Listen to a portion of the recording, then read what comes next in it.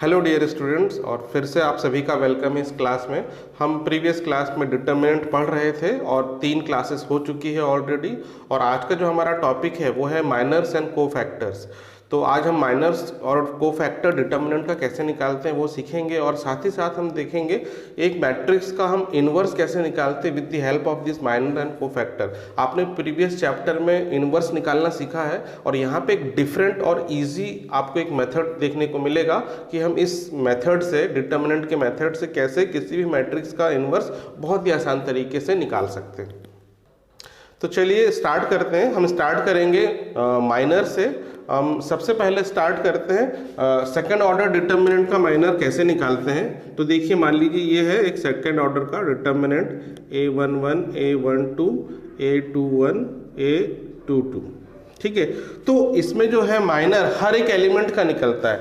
इसका माइनर निकलेगा, इसका निकलेगा, इसका निकलेगा और इसका निकलेगा। और इसमें माइनर क्या होगा, तो फर्स्ट एलिमेंट का जो माइनर होगा यानी M11 बोलेंगे, वो कुछ नहीं, इसका डायगोनली अपोजिट जो होगा एलिमेंट वही होगा इसका माइनर। तो ये होगा A22, फिर M12 यानी इसका डायगोनली अपोजिट जो है ये हो गया A21, फिर A21 निकालेंगे तो A21 इसका ये हो गया A12, और M22 का वैल्यू क्या हो गया, इसका अपोजिट ये, ठीक है, A11। तो डायगोनली जो अपोजिट जो एलिमेंट है वही इसका माइनर होता है। तो इसको एक एग्जांपल से हम समझते हैं। देखिए, मान लीजिए ये एक डिटर्मिनेंट दिया है 1 2 3 4 2 ऑर्डर का। यदि इसके माइनर्स आपको निकालने बोला, तो अगर हमें निकालना है M11 यानी इस एलिमेंट का माइनर क्या है, 4 है, फिर M12 क्या होगा, तो इसके अपोजिट वाला 3, देन M21 विल बी 2 और M22 विल बी 1। तो इस तरह से आप इसका माइनर निकाल सकते हैं। ठीक है, तो ये तो हुआ 2/2 का जो हम निकालते हैं माइनर। ये बड़ा ही इजी होता है। लेकिन अगर आपके पास 3/3 ऑर्डर का डिटर्मिनेंट होगा तो उस टाइम क्या करेंगे आप। तो देखिए, एक ये थर्ड ऑर्डर डिटर्मिनेंट है। यदि इसके हमको माइनर निकालना है तो जितने एलिमेंट होंगे उतने ही माइनर होंगे। तो इसमें 9 एलिमेंट है, तो इसमें 9 माइनर निकलेंगे। और उसको हम निकालेंगे कैसे, तो जैसे मान लो मुझे पहला माइनर निकालना है, M11 निकालना है। तो यहाँ पे हम क्या करेंगे, आपको फर्स्ट कॉलम और फर्स्ट रो को निगलेक्ट कर देंगे। तो आपके पास ये जो 4 ये एलिमेंट आए, तो इनका जो है डिटर्मिनेंट वही इसका माइनर होगा। A22 A32 A23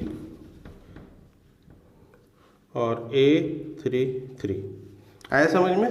तो इसका जब माइनर निकालना है तो आपको फर्स्ट रो फर्स्ट कॉलम को नेग्लेक्ट करके इसको लिखना है। अब आपको M12 निकालना है, तो M12 में आपको फर्स्ट रो सेकंड कॉलम को नेग्लेक्ट करेंगे तो क्या बचेगा, ये। तो ये हो गया A21 A23 A31 A33। ठीक है, अब वैसे ही अगर M13 निकालना है मुझे, तो फर्स्ट रो और थर्ड कॉलम को नेग्लेक्ट करूंगा, तो ये बचा ये 4 एलिमेंट, इसका डिटर्मिनेंट ही इसका माइनर होगा। A21 A22 A31 A33, और इस तरह बाकी एलिमेंट का भी आप निकाल सकते हैं। आया समझ में। तो इसको एक एग्जांपल से समझते हैं। तो देखिए, ये एक डिटर्मिनेंट है और इसका हमें माइनर्स निकालना है। तो यदि मैं इसका माइनर निकालूंगा M11, तो फर्स्ट कॉलम फर्स्ट रो को छोड़ के ये जो बचा, ये क्या बचा, 5 6 8 9। ठीक है, अब इसका आपको डिटर्मिनेंट निकालना है। क्रॉस मल्टीप्लाई करेंगे, 5 9 जा 45। तो इस तरह से हम इसको सॉल्व करते हैं। तो जो इसका डिटर्मिनेंट आ रहा है -3 आ रहा है, सॉरी, इसका जो माइनर आ रहा है -3 आ रहा है। वैसे ही M12 आप निकालेंगे तो क्या आएगा, 4 7 6 9। तो यहाँ आ जाएगी इसकी वैल्यू। तो इस तरह M12 की वैल्यू जो आ रही है -6 आ रही है। वैसे ही आप बाकी भी निकाल सकते हैं। M13 की, इसकी और निकाल लेते हैं हम। इसकी अगर वैल्यू निकालेंगे तो 4 7 5 8 और इसको जब हम सॉल्व करेंगे 4 8 32 माइनस 35 और ये हो गया -3। तो देखिए इस तरह आप एक एक करके सारे माइनर्स निकाल सकते हैं। बड़ा ही इजी है, सिंपल तरीका है। इस तरीके से आप निकालेंगे, सभी 9 एलिमेंट्स के 9 माइनर निकलेंगे। ठीक है, तो ये हुआ माइनर। अब हम देखते हैं कोफैक्टर क्या होता है। जो कोफैक्टर होता है वो सिंपली हम उसे C से रिप्रेजेंट करते हैं, और जिस तरह माइनर हर एलिमेंट के लिए निकलता है वैसे ही हर एलिमेंट के लिए कोफैक्टर भी होता है। और कोफैक्टर का कुछ नहीं है फंडा, cofactor is equal to CIJ लिख रहे हैं, and it is equal to -1 raise to I plus J and MIJ। ठीक है, इतना आपको ध्यान रखना है। यहाँ पे M क्या, IJ क्या रिप्रेजेंट कर रहा है, माइनर। तो आपको माइनर निकालना है और उसके आगे माइनस या प्लस आएगा, ये डिपेंड करेगा कि वो कौन सा एलिमेंट है। जैसे अगर मुझे निकालना C11 तो पहले मुझे निकालना पड़ेगा M11 जो हम निकालना सीख चुके हैं। इसके बाद आपको -1 करना है और इसकी पावर 1 + 1 करना है। तो यदि इनका सम इवन है तो माइनर ही कोफैक्टर होगा, यदि इनका सम ऑड है तो माइनर का नेगेटिव कोफैक्टर होगा। जैसे अगर मुझे C12 निकालना है तो मैं करूँगा -1 की पावर 1 + 2 एंड माइनर 1 2। जिस तरह माइनर निकालते हैं प्रीवियस हमने देखा है वैसे ही निकालना है, बस यहाँ पे कोफैक्टर में माइनस और प्लस का चेंज आएगा। वैसे ही C13 अगर निकालेंगे तो -1 + 3 माइनर ऑफ 1 3। तो इस तरह आप कोफैक्टर भी निकालेंगे। कोफैक्टर में केवल माइनस और प्लस का चेंज होगा। नाउ अब आगे बढ़ते हैं। नेक्स्ट टॉपिक है हमारा एडजॉइंट ऑफ ए मैट्रिक्स। किसी भी मैट्रिक्स का एडजॉइंट हमें निकालना है। तो सबसे पहले समझे एडजॉइंट होता क्या है। एडजॉइंट कुछ नहीं होता है, वो जो एक मैट्रिक्स है उसका आप कोफैक्टर निकालेंगे और उस कोफैक्टर का ट्रांसपोज लेंगे तो वही उसका एडजॉइंट कहलाता है। तो देखिए इसको समझते हैं यहाँ पे। तो देखिए ये एक स्क्वायर मैट्रिक्स है, इसका हमें एडजॉइंट निकालना है। तो सबसे पहले हर एक एलिमेंट का निकलेगा कोफैक्टर। तो जैसे अभी हमने देखा कोफैक्टर हम इजीली निकाल सकते हैं। तो सबका कोफैक्टर निकलेगा, मान लीजिए ये होगा C11 C12 C13 then C21 C22 C23 C31 C32 C33। ठीक है, तो ये एक जो निकला सभी एलिमेंट का कोफैक्टर निकला। यदि इसका हम ट्रांसपोज लें, ठीक है, यही एडजॉइंट कहलाएगा। एडजॉइंट को हम ऐसे रिप्रेजेंट करते हैं। एडजॉइंट मान लीजिए ये है मैट्रिक्स A, ठीक है, मान लीजिए ये है मैट्रिक्स A। तो adjoint of A will be equal to ये जो कोफैक्टर निकाला है इसका ट्रांसपोज। अब इसका ट्रांसपोज क्या होगा, तो इसका जो ट्रांसपोज होगा सारे रो को आप चेंज कर देंगे कॉलम में और सारे कॉलम को रो में चेंज कर देंगे। तो ये बन जाएगा C11 C21 C31 फिर C21 C12 C22 C32 and C13 C23 and C33। तो देखिए इसके जब हमने ट्रांसपोज लिया तो हमको ये मिला, और ये जो मैट्रिक्स है इसे A का एडजॉइंट कहेंगे। समझ में आ रहा। सबसे पहले आपको क्या करना है, सारे एलिमेंट का कोफैक्टर निकालना है। कोफैक्टर को जब हम अरेंज करेंगे इस मैट्रिक्स फॉर्म में और फिर उसका ट्रांसपोज लेंगे यानी इस फॉर्म में, यही उसका एडजॉइंट कहलाएगा। तो इसको समझते हैं एक एग्जांपल से। तो देखिए हम ये एक एग्जांपल ले रहे हैं एनसीईआरटी का। एक मैट्रिक्स है जो कि 3x3 इसका ऑर्डर है, इसका हमें एडजॉइंट निकालना है।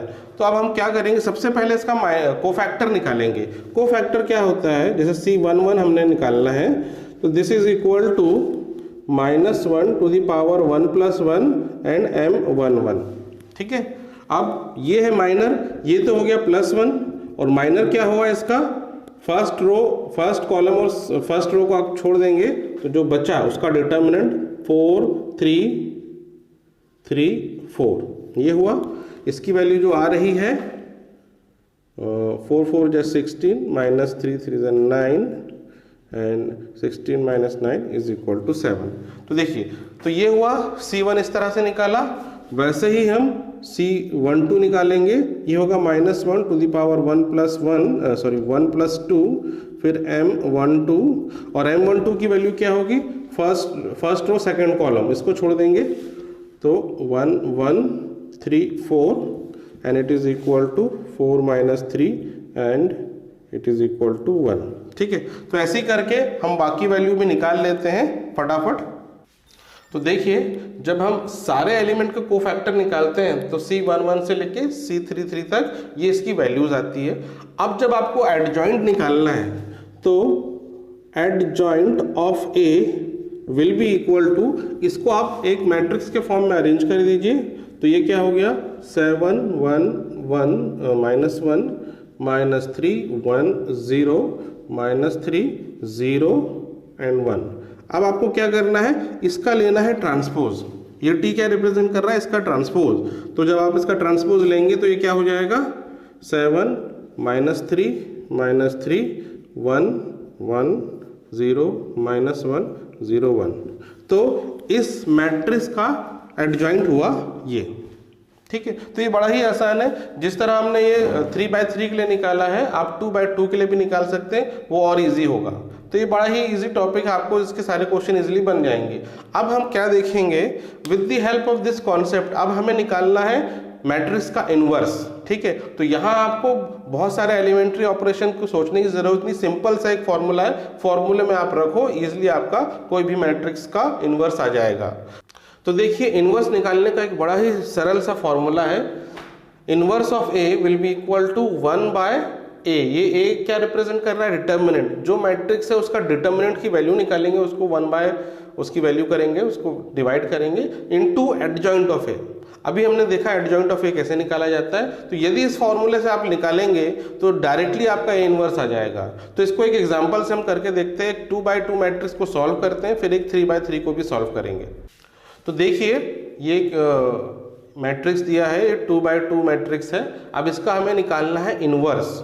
तो देखिए, इनवर्स निकालने के लिए सबसे पहले हम निकालेंगे डिटर्मिनेंट, फिर इसका निकालेंगे एडजॉइंट। तो सबसे पहले डिटर्मिनेंट निकाल लेते हैं। डिटर्मिनेंट क्या होगा, simply this minus this into this, 4 minus this, that is 3।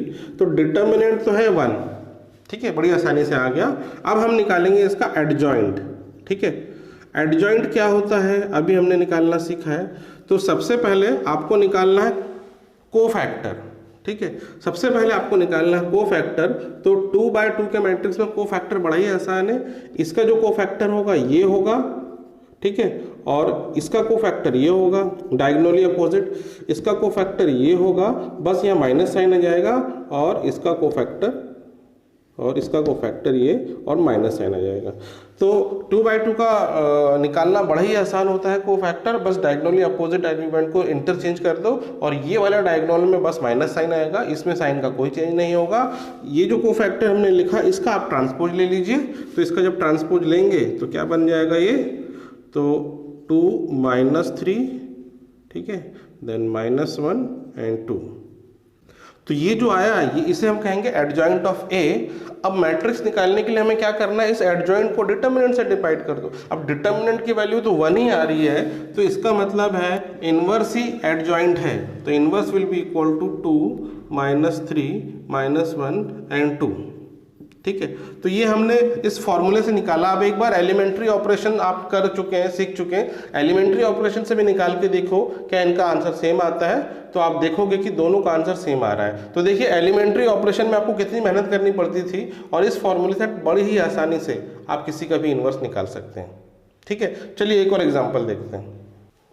देखिए, अब ये एक मैट्रिक्स है 3/3 का, ये एनसीईआरटी का एग्जाम्पल है। इस क्वेश्चन को थोड़ी देर पहले हमने किया भी था। इसका हमें निकालना है इनवर्स। तो सबसे पहले हम निकालेंगे इसका डिटर्मिनेंट, और फिर निकालेंगे इसका एडजॉइंट। तो देखिए, सबसे पहले जब डिटर्मिनेंट निकालेंगे तो हम इसको बड़ी आसानी से निकाल सकते हैं। तो मैं इसको डायरेक्टली कर रहा हूँ। ठीक है, तो इसको जो हम सॉल्व करेंगे तो डायरेक्टली आप करेंगे तो इसका आंसर 1 आ जाएगा। तो हमने डायरेक्टली इसको ले लिया, फिलहाल इसका आंसर 1 है। अब हमें क्या करना है, इसके कोफैक्टर्स निकालना है। एक एक करके सारे कोफैक्टर निकालेंगे, फिर उसका ट्रांसपोज लेंगे। तो ये हम कर रहे हैं एडजॉइंट निकालने के लिए, तो जो adjoint of A will be equal to, अब इसकी जो कोफैक्टर है अभी प्रीवियस केस में हमने निकाला था तो वो डायरेक्टली हम उसकी वैल्यू यहाँ ले रहे हैं।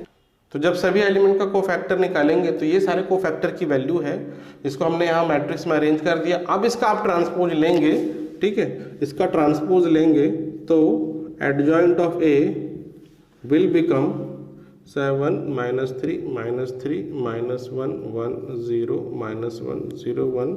तो ये हो गया एडजॉइंट ऑफ मैट्रिक्स। अब आपको ए इनवर्स निकालना है तो इस एडजॉइंट को इसके डिटर्मिनेंट से आप डिवाइड करना पड़ेगा। अब डिटर्मिनेंट क्योंकि 1 है तो मतलब जो एडजॉइंट है यही आपका ए इनवर्स है, this is actually your A inverse. अब यही चीज को आप एक बार एलिमेंट्री ऑपरेशन से भी करके देखिए, क्या ये आंसर सही आ रहा है, तो आप देखेंगे दोनों ही मैच करेगा। तो यदि आपको कभी ऐसा भी क्वेश्चन आता है कि एलिमेंट्री ऑपरेशन से आपको निकालना है इनवर्स और आपने एलिमेंट्री ऑपरेशन किया और आपको समझ में नहीं आ रहा है कि आपका आंसर सही है कि नहीं है, तो आप क्या करो, पहले आप इस फॉर्मूले से आप निकाल लो, फिर उसके अकॉर्डिंग आप एलिमेंट्री ऑपरेशन को यूज करके इनवर्स निकाल सकते हैं। So that's all for today's class. तो आई थिंक आपको ये समझ में आ गया होगा। तो जो नेक्स्ट एक्सरसाइज है इसके आपको जो एडजॉइंट निकालना है और इनवर्स निकालना है उस एक्सरसाइज में, तो इसकी बेसिस पे आप वो कर सकते हैं। तो उस क्वेश्चंस को सॉल्व कीजिए और अगर कोई डाउट है तो फिर आप मुझे कमेंट कर सकते हैं, मैसेज कर सकते हैं। So that's all for today, have a nice day.